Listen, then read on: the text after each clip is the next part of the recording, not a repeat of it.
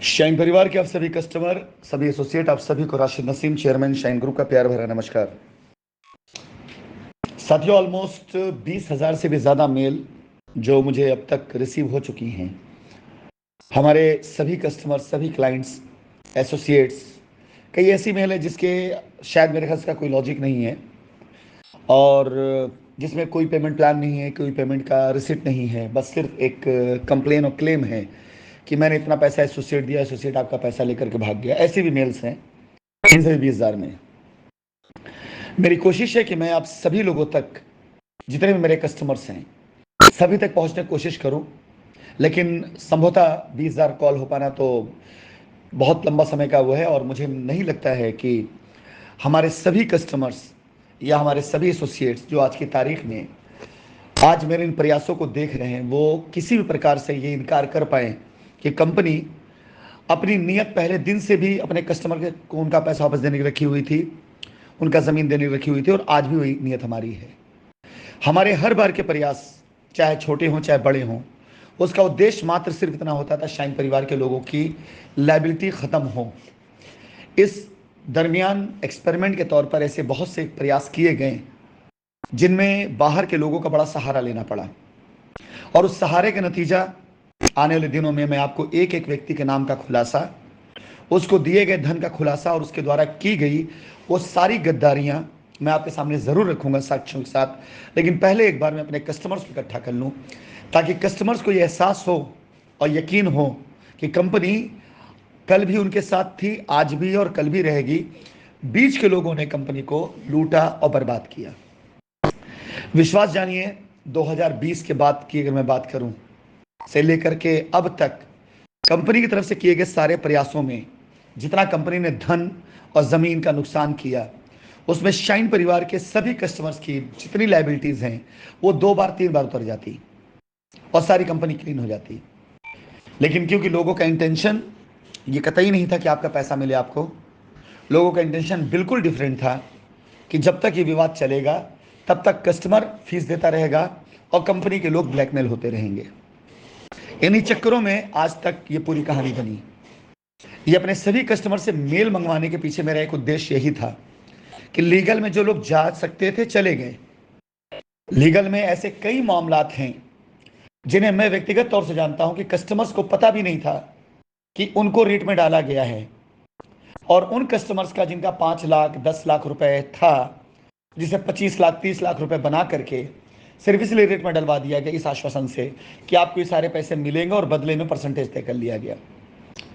आज ऐसे कई कस्टमर से जो मुझे मैसेजेस कर रहे हैं कि उनको पता भी नहीं था, उन्हें रेट में डाला गया, आगे क्या उनका अंजाम होना है कानून जानता है और कानून की तरफ से आए फैसलों के तहत उनका फैसला होना है। लीगल में गए हुए लोगों के लिए आज की तारीख में सिर्फ उनके अधिवक्ता या उनके वो एसोसिएट जो उन्हें लेके गए थे वही सहारा है। जब तक वो लीगल से बाहर नहीं आते तब तक हम उनकी कोई मदद नहीं कर सकते। लेकिन हमारा वो कस्टमर जो लीगल में नहीं गया, जिसने हम पर भरोसा किया, जिसने हमारा इंतज़ार किया, आज उसके लिए मुझे 20,000 लोगों से भी अगर बात करनी पड़ी तो मैं 20,000 लोगों से भी बात करूंगा। मुझे यकीन है कि मैं अपने कस्टमर्स तक पहुंचने के इस प्रयास में ज़्यादा से ज़्यादा कस्टमर्स तक मेरी कॉल जाने के साथ साथ कंपनी के सामने कंपनी के ऐसे कस्टमर्स जो वाकई जेन्युइन कस्टमर, उनका रियल डेटा आ जाएगा। आपके कॉन्टैक्ट नंबर, आपकी ईमेल आईडी, आपके एक्चुअल डॉक्यूमेंट्स, आपकी एक्चुअल लाइबिलिटी मेरे सामने फिगर के तौर पर आ जाएगी। आपके साथ डायरेक्ट बात होने से मुझे पता चल जाएगा कि आपकी असली परेशानी वाकई क्या है और असलियत में आपका पैसा कितना जमा है। इन सारी चीज़ों पर यकीन जाने, आपको सबसे बड़ा फ़ायदा ये मिलने वाला है कि हम तैयार रहेंगे अपने इन कस्टमर्स के लिए भी लाइबिलिटी उतारने के लिए जो लीगल में नहीं गए और हमें पता है कि हमारे पास एक नहीं कई ऐसे स्रोत हैं जिनमें हम अपने कस्टमर्स की लाइबिलिटियों को बहुत आसानी से ख़त्म कर सकते हैं, जायज़ तरीके से, जेन्युइन तरीके से, लीगल तरीके से। मेरी कॉल जानी शुरू हो गई आप सभी तक। आज दिन से लेकर के मंगलवार तक मैं नॉन स्टॉप आप सभी कस्टमर से बात करता रहूँगा। क्रमवार मैंने बता ही रखा है कि 10 तारीख से मैंने डेटा उठाना शुरू किया है और 10 तारीख से लेकर के मंगलवार तक जितनी भी डेट्स तक बात हो सकेंगे मैं सारे कस्टमर से बात करूँगा। आवश्यकता अनुसार ही मैं आप कस्टमर्स की बातों को की रिकॉर्डिंग को आगे फॉरवर्ड करूँगा लोगों के लिए, अन्यथा बिला वजह कोई रिकॉर्डिंग किसी की शेयर नहीं की जाएगी। आप सभी कस्टमर से निवेदन है कि कई मेल मैंने ऐसे देखे जिसमें आपने अपने कॉन्टैक्ट नंबर नहीं दिए हैं, तो कृपया करके जिन लोगों ने कॉन्टैक्ट नंबर नहीं डाला अपनी ईमेल में, एक बार चेक कर लें और उसी मेल को एक बार फिर से रिपीट रिप्लाई कर दें लिख करके कि माई कॉन्टैक्ट नंबर और अपना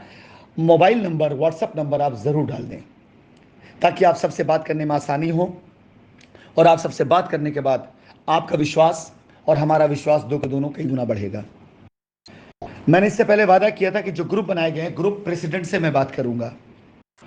बेशक मैंने शुरुआत करी भी थी, लेकिन मैं आपको बताना चाहूंगा कई ग्रुप प्रेसिडेंट ऐसे बने पड़े हुए हैं जिन्होंने सिर्फ कस्टमर को यह दिखाने के लिए ग्रुप बनाया है कि देखो हमने आपको जोड़ दिया है, कंपनी जब बात करेगी तब बताऊंगा आपको। अपनी तरफ से वो पहले भी इतने अपराध कर चुके हैं और आज भी उस अपराध की श्रेणी में हैं। आज भी उनका उद्देश्य सिर्फ कंपनी की एक गलती तलाशना और आप कस्टमर तक पहुंचाना है। इसलिए ऐसे लोगों से बात करने से पहले मैंने कस्टमर से बात करना उचित समझा, लेकिन इसका मतलब नहीं कि हमारे सारे के सारे ग्रुप एडमिन जो आज ग्रुप बना के बैठे सभी गलत हों, ऐसा बिल्कुल नहीं है।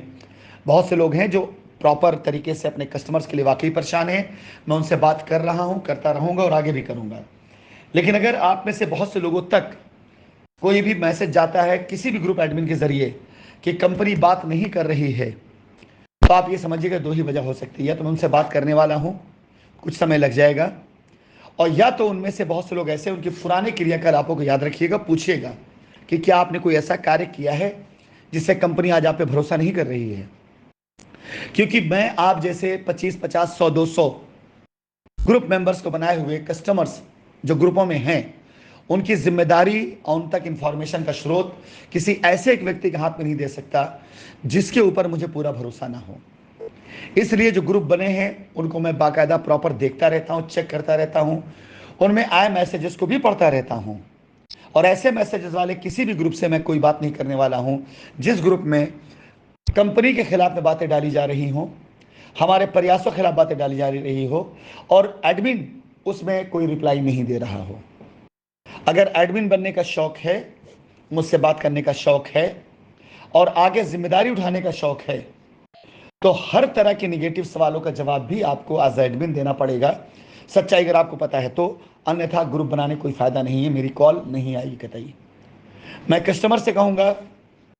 वो मेल कर ले, मैं कस्टमर से डायरेक्ट बात कर लूंगा। लेकिन अच्छा यही होता कि जो ग्रुप बने हुए ग्रुप एडमिन बड़ी ईमानदारी के साथ, तत्परता के साथ, प्रॉपर तरीके से वो